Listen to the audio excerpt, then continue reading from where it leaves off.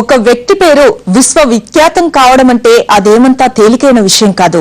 దానికెంతో దృఢ సంకల్పం కావాలి.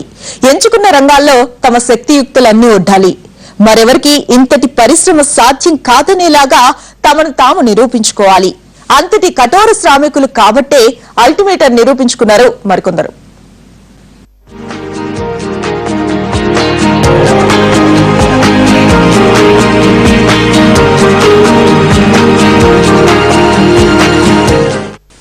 రాధాకృష్ణన్. ఇప్పుడు ఆయన ఇంటి పేరు కే కాదు, ఐ ఫర్ ఇస్రో. 2009 నుంచి ఇస్రో చైర్మన్ పదవిలో ఉన్నారు రాధాకృష్ణన్. శ్రీహరికోటలో కూర్చుని తన పని తాను చేసుకెళ్లే ఈ తెల్లగెడ్డం పెద్ద మనిషి గురించి నాసా సైంటిస్టులు తెగ ఆలోచిస్తుంటారు. రాధాకృష్ణన్ నెక్స్ట్ ప్రాజెక్టు ఏంటో తెలుసుకునేందుకు విదేశీ శాస్త్రవేత్తలు ఉత్సుకత చూపిస్తారు. అంతలా అందరి దృష్టిని మన ఇస్రో చైర్మన్ ఆకర్షించడానికి అంతరిక్షయానంలో వరుస విజయాలే కారణం. ఈ మధ్య కాలంలో రాధాకృష్ణన్ నేతృత్వంలో భారత్ సాధించిన అంతరిక్ష విజయాలు ప్రపంచ దేశాల దృష్టిని ఆకర్షించాయి. చంద్రయాన్, మంగళయాన్ ప్రాజెక్టులలో ఇస్రో చైర్మన్ గా రాధాకృష్ణన్ సేవలు చరిత్ర పుటల్లో పదిలంగా ఉండిపోయాయి. ఇటీవల కాలంలో ఇస్రో కీర్తి ప్రతిష్టలు అంతర్జాతీయ వేదికలపై కితాబులు అందుకోవటంలో రాధాకృష్ణన్ పాత్ర మరవలేనిది.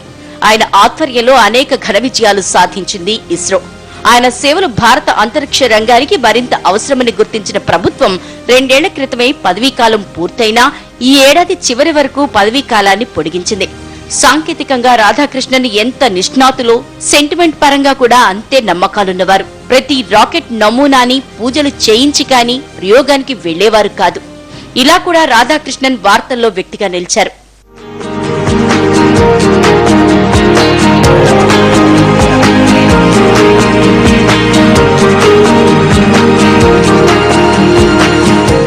ఈ ఏడాది భారతదేశ కీర్తి బావుట అంతర్జాతీయ స్థాయిలో ఎగరేసిన వారిలో కైలాష్ సత్యార్థి కూడా ఒకరు.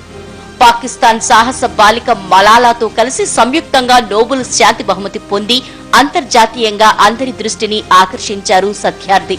బచ్పన్ బచావ్ ఆందోళన పేరిట బాలల హక్కులపై ఆయన చేసిన అలుపెరగని పోరాటానికి దక్కిన గుర్తింపిది.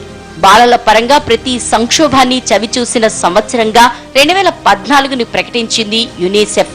ప్రపంచ వ్యాప్తంగా బాలల సంక్షేమానికి కృషి చేసిన వారికి నోబెల్ పురస్కారాన్ని ఇచ్చే క్రమంలో ప్రచారానికి నోచుకోకుండా సేవ చేస్తున్న సత్యార్థి పేరు తెరపైకొచ్చింది.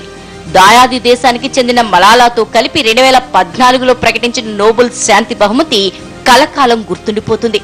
సత్యార్థి రూపంలో సుదీర్ఘ విరామం తర్వాత నోబెల్ వేదికపై భారత కీర్తి పతాకం రెపరెపలాడింది.